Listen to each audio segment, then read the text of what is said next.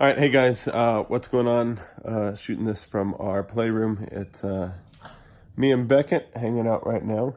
The other kids, where is he? There he is. See, the other kids are. We just dropped them off at church, and just wanted to hop on here. Had an idea that I've been wrestling with and trying to formulate and articulate, and so I thought I would hop on here, both as a bit of accountability for me, so that it's public, but also as a bit of crowdsourcing, because I want to hear what your ideas are. And so, our kids are getting older. So our oldest is 9, and she is growing up and acts every bit of 9.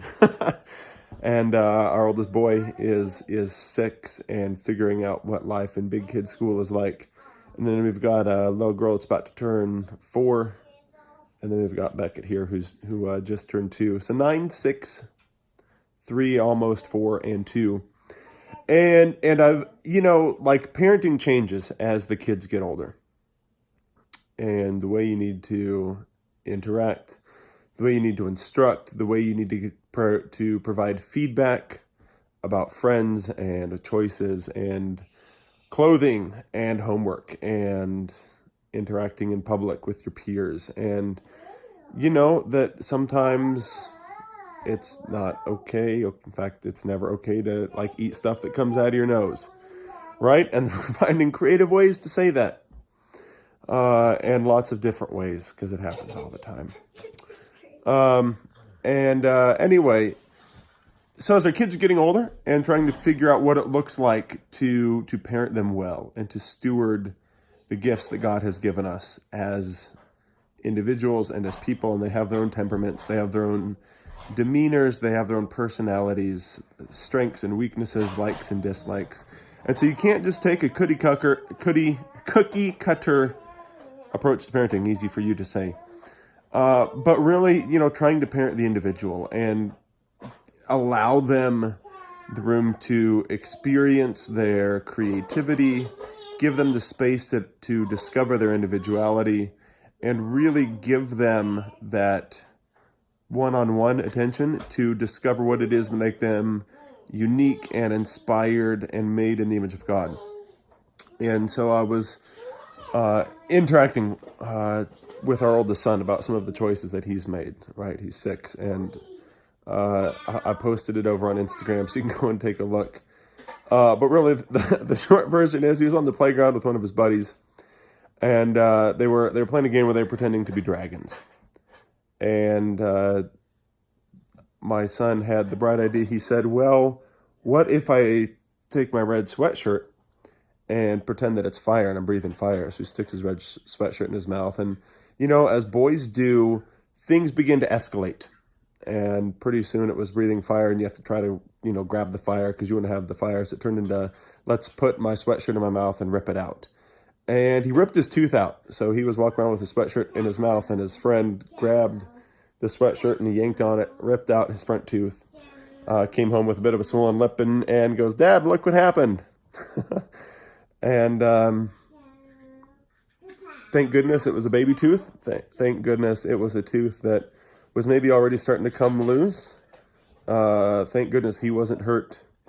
Or his friend, could have been a tooth he'd already lost, or could have been a friend's tooth that he already lost. And, there could be dental surgeries. It could have been much worse than it was, all things considered. And yet in that moment, we also needed to have a conversation about, I'm thankful you're okay, but how can we have fun and still stay in control of our bodies and not hurt ourselves and other people? And it got me thinking about how to raise and parent and develop them as individuals. And so, this afternoon I've been formulating what I think that looks like. And so I have come up with a working title that I'll share here with you. So solicit feedback. I'd love to see your comments below. Please like, share, and subscribe, all of that stuff. But really, on this one, I want you to leave some comments. Leave me some feedback. And so one of the things that I'm thinking about doing is I'm going to draft a document for my boys and my girls, for my kids, called 18 Things That I Want You to Know by the Time You're 18. That if I could give them instillable life lessons, like my oldest is 9. The reality is I am half done parenting her under my house, and I don't feel like we're halfway there. Not that she's a bad kid by any stretch of the imagination, but there are always things. Do what happened? Oh, did that break? Did it fall off? Yeah. We've got a broken farm. We'll fix it. All right? Yeah, I'll fix it as soon as I'm done here. But we're half done, and it doesn't necessarily feel like we're halfway there yet.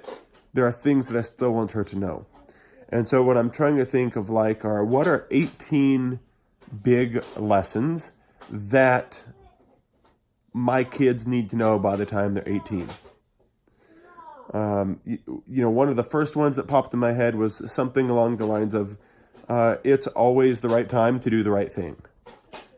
And I want to make this chart up, and I want to make it look nice. And I want this to just be something that in one-on-one time with them, I can start to develop lessons and themes and topics around, of not to lecture them, not to labor the point home, not to use it as a rod or a standard to beat them with, but as a way to lovingly draw them into adulthood, that they can look on at 16 and know how these lessons apply, and when they're 18 and venturing out on their own, and when they're 30 and parenting their own kids, or whatever life has in store for them. So anyway, there are my thoughts here. I would love to hear your feedback. I've got noise developing in the background, so I will go fix the broken farm. But 18 lessons that you want your kids to know by the time they turn 18. So I'd love to get some of your feedback. Like, share, subscribe, but leave comments below on this one. That what are 1 or 2 or 3 of those big lessons that you feel that you work on your kids with, that you either want them to know or that you wish you would have started with earlier, or the things that you knew, hey, I may not know much, but I'm going to give them this lesson. Anyway, leave that below, and I'll give a check-in when the list is done so that you can see what my list looks like, and we'll go from there. So thanks for all of your feedback. Thanks for all of your support. Thanks for watching, and I hope to see you in the comment section real soon.